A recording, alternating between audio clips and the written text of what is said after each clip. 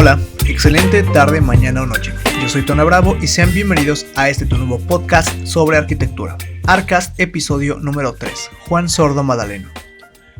Como la mayoría de los arquitectos del siglo XX en México, fue educado en la Universidad Nacional Autónoma de México, considero yo, estudiando en la privilegiada Academia de San Carlos, en su momento la Escuela Nacional de Arquitectura. Fue nacido el 28 de octubre de 1916, en la cuna de un México post-revolucionario.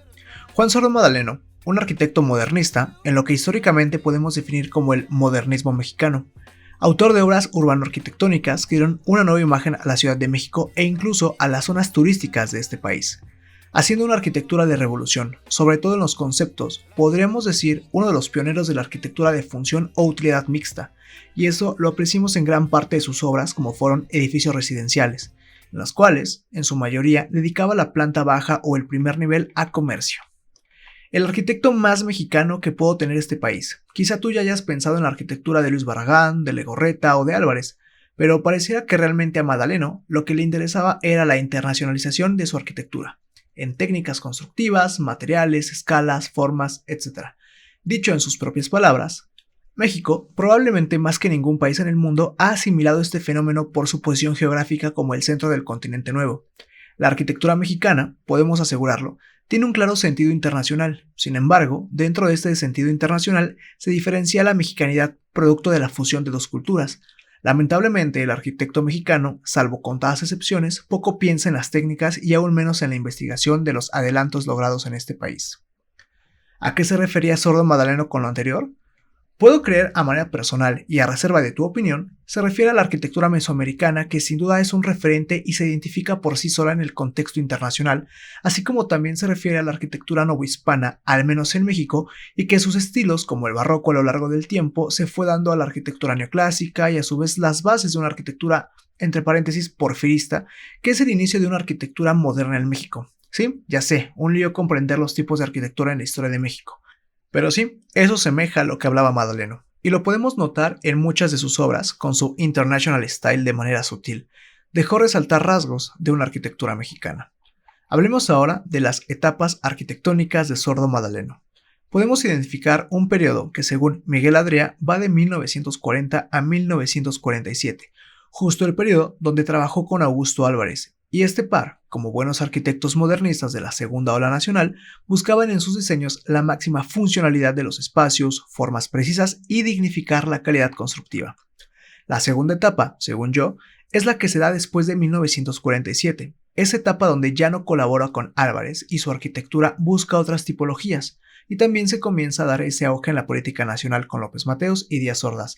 Ya sabes, una alza económica, cuando el dólar estaba en un promedio de 7 pesos. Se comenzó entonces una transformación en las familias mexicanas, en sus viviendas, el desarrollo de nuevas unidades habitacionales como fueron las de Mario Pani. Las obras de Sordo Madaleno también surgen de manera rápida y creciente. De hecho, la mayoría de los edificios de esa época que podemos encontrar o podíamos encontrar en la Ciudad de México son de su autoría. Como mencionaba antes, comienza la etapa donde cambia de tipología, busca realizar diferentes edificios, ya no solo vivienda, comienza a realizar cines, como es el caso del Cine Ermita y en su momento el famoso Cine París, ubicado en la avenida Paseo de la Reforma número 88. Lamentablemente, el inmueble cayó en el abandono y fue demolido hace más de 10 años. Entre varias de sus obras también se encuentran muchos hoteles, sobre todo de la cadena El Presidente, ubicados en Acapulco, aquí mismo en la Ciudad de México, Cozumel, el cual fue demolido.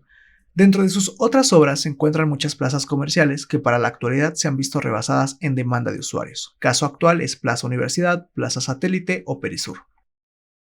Poco hizo de obra para el propio gobierno federal. Entre ellos se encuentra el Palacio de Justicia de la Ciudad de México, donde se puede ver claramente en la fachada el estilo de Sordo Madaleno y de Adolfo Wishers.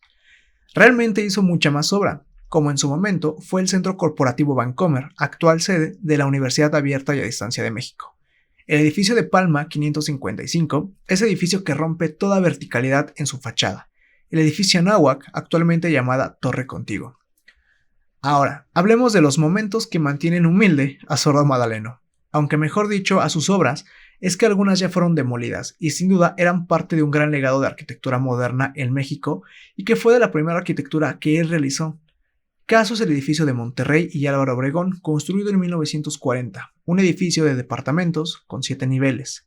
Otro caso es el de la calle Tonalá, número 15, del año 1944, una clínica de especialidades.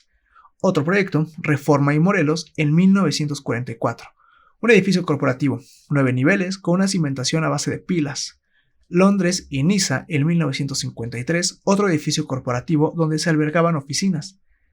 Tan bueno fue que se consideró en el catálogo de arquitectura latinoamericana del Museo de Arte Moderno de Nueva York, figurando en la sección de fachadas urbanas.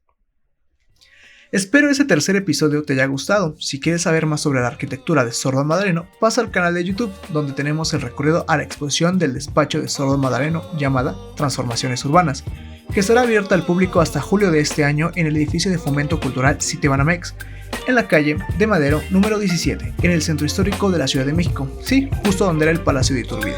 Recuerda suscribirte al canal de YouTube, seguir en Spotify y demás plataformas de podcast. Arcast, Arquitectura Hablada para Todos, es un podcast independiente en el cual tu colaboración es muy importante. Gracias por tu atención, nos escuchamos pronto.